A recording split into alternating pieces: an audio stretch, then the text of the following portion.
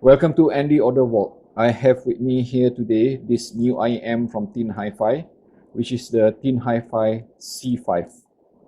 Essentially, this is a Square Magnetic Planar, a hybrid in fact, accompanied by another driver which is a balanced amateur with the configuration of 10 by 10 mm single magnetic planar with custom BA as I mentioned earlier, and surprisingly with a really low impedance rating of 9 ohm with sensitivity of 101 dB. So does it mean that this thing is easy to drive? We'll find out soon. Okay, let's have a look at the overview and build itself first. You see here, this is all metal, aluminum, looks like a space, which is the theme for this C5. And I must say that ergonomically, it is very well designed, very well built. I was able to use it quite comfortably in my ears for up to perhaps even 6 hours continuously, non-stop, without any kind of feeling of fatigue or feeling any kind of, abrasiveness to my ear. And you see here, the tips. I am using a foam tips. And the reason for that was because this stock tip here, you can see here, the one that's included with the C5. By the way, only silicone tips are provided. And another pair of blue foam tips, which I have lost it somewhere around, my mistake. So I replace it with my own black Deconi tips. In fact, the reason that I'm changing it to foam tip for two things. First, the comfort. Second, the sound itself. It definitely sounds a lot better with foam tips. So the sound impression that I will be talking about after this will be based on this combination of black foam tips together with C5.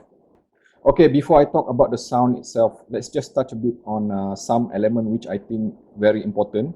You see here, despite being rated at 9 ohm with a sensitivity of 101 dB, I have found that this C5 apparently needs power to sound proper.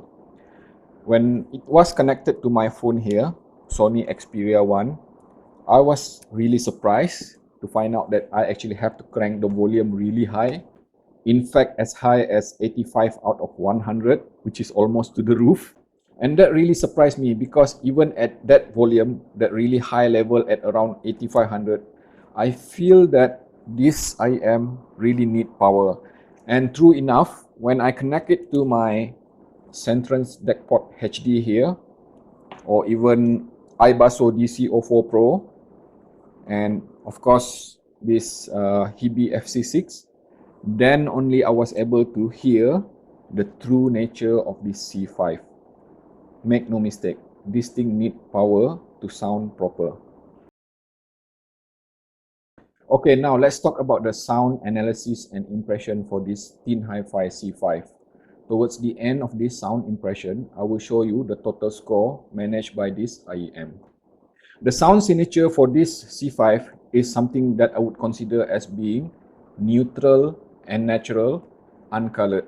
It is also apparently very transparent to the sound as heard from the source itself. It does not add any kind of coloration, which is a very good thing in my book.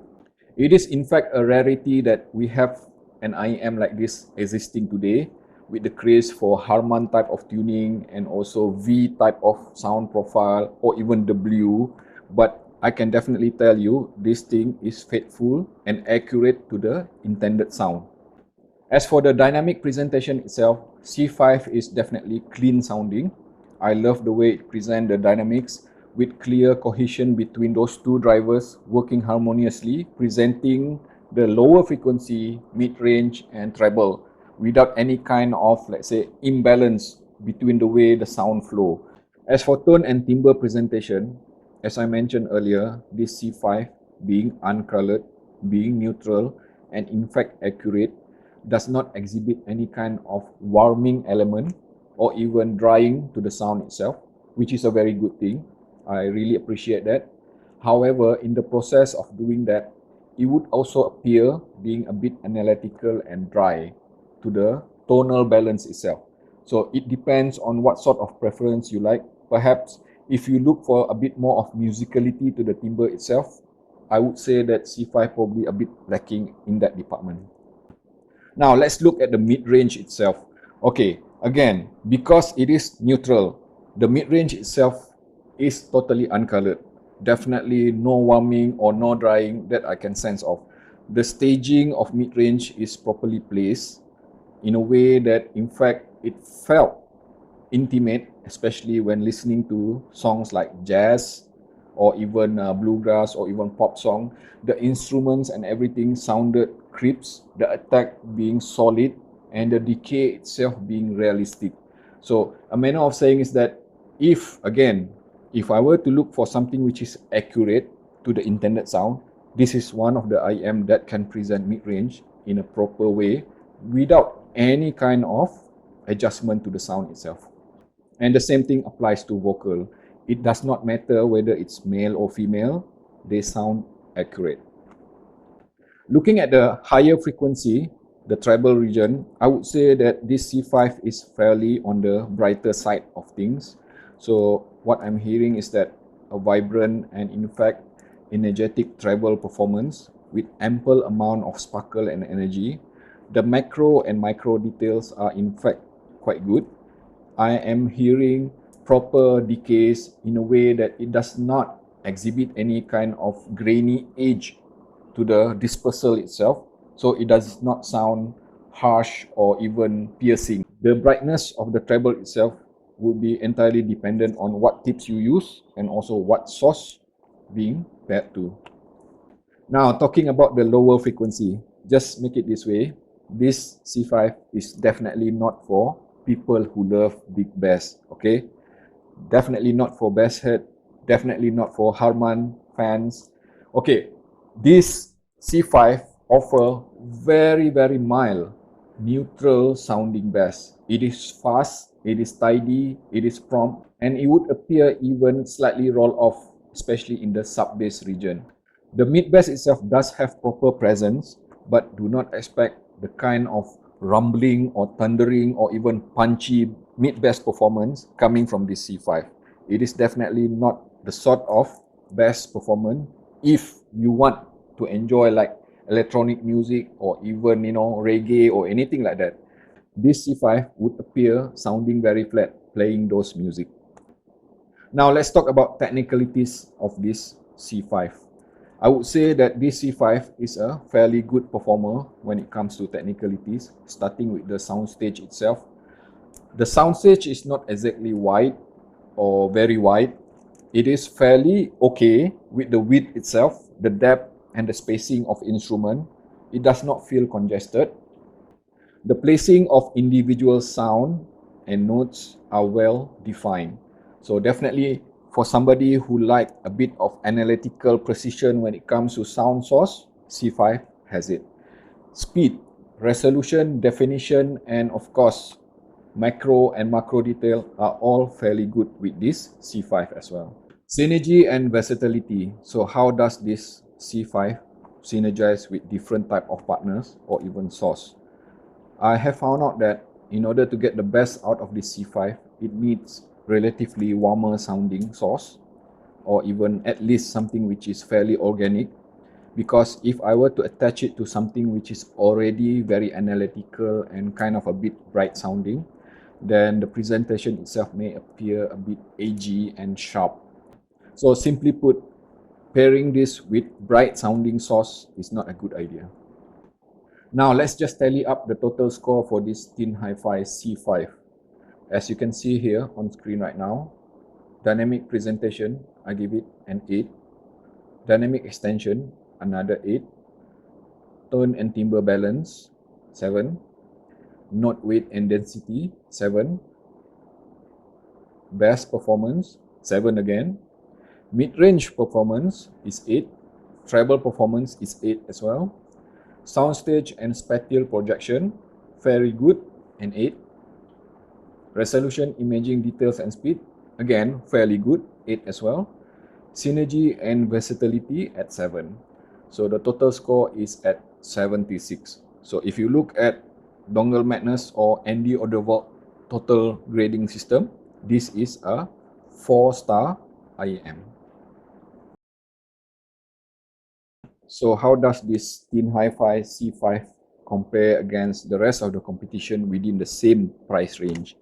And to be specific, to narrow down the choice of comparison, I have identified only a few of them which belong to the neutral target category or as close enough to neutral target. And the first thing that came into my mind is Dunu Titan S. Okay, let's have a look at this Dunu Titan S. If I were to compare between this C5 and Dunu Titan S, which I am so very familiar as well, I would say that they are pretty much almost identical in the way they present sound. However, the main difference would be that I found Dunu Titan S is even drier sounding when it comes to the tone and timbre balance. At least this C5 does not sound as lean or as dry as Titan S. Whereas with everything else, the way they present the treble, the way they present the lower frequency is pretty much similar. And the next comparison would be with Dunu again, which is Dunu Kima. Yes, if you have read my review on Dunu Kima, I am actually impressed with Dunu Kima because Dunu Kima addresses some of the deficiencies that was found in Dunu Titan S. And if I were to compare them side by side right now, perhaps the only difference that I would say would be the lower frequency. I have found that Dunu Kima to have a slight elevation of coloration with the lower frequency. Yes, what it means is that Dunu Kima even have slightly boosted bass, whereas this is truthfully flat. Otherwise, everything else, technically, timbre-wise, note weight, density and everything, Dunu Kima and this C5 are pretty much identical, at least to my ears. And the next comparison would be with Moondrop Land, which is the one that I have recently reviewed. Okay, I know that Moondrop Land is slightly cheaper compared to this, but the key thing is that when I reflect the sound signature of this C5 and Moondrop Land, in fact, they share many traits similarly. First, being a bit of analytical and technical to the approach of the sound.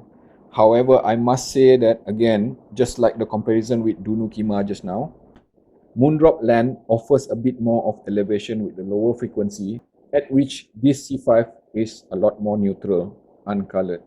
And perhaps one of the key things as well, I can feel that this C5 offer a bit more of near organic touch to the tone and timbre balance itself, as opposed to the more digital sounding element of Moondrop Land.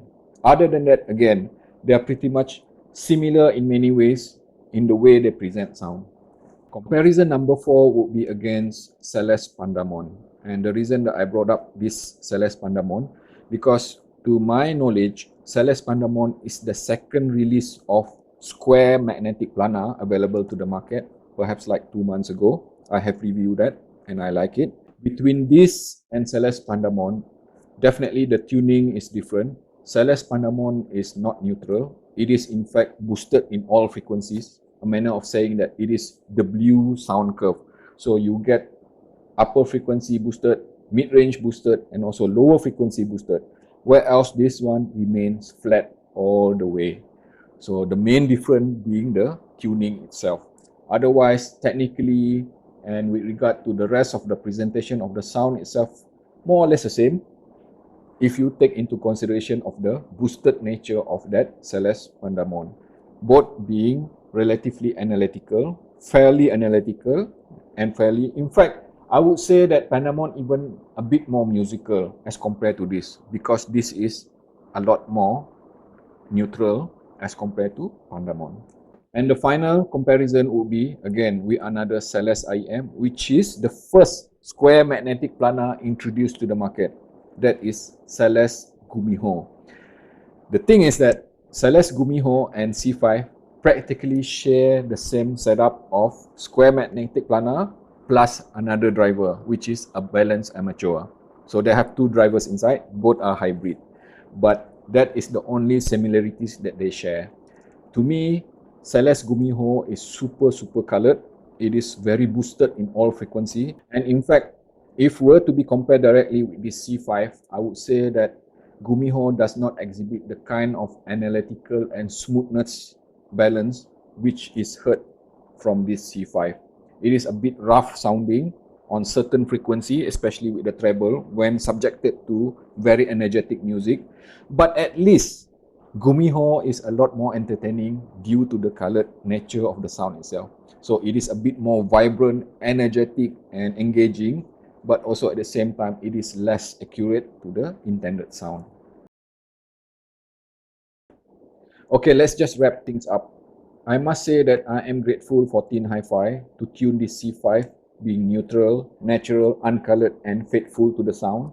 It is accurate, it does not add any kind of coloration, and in fact, that is against the current trend where every other IEM that we see nowadays sounding like, Harman or V-tune or even W-tune.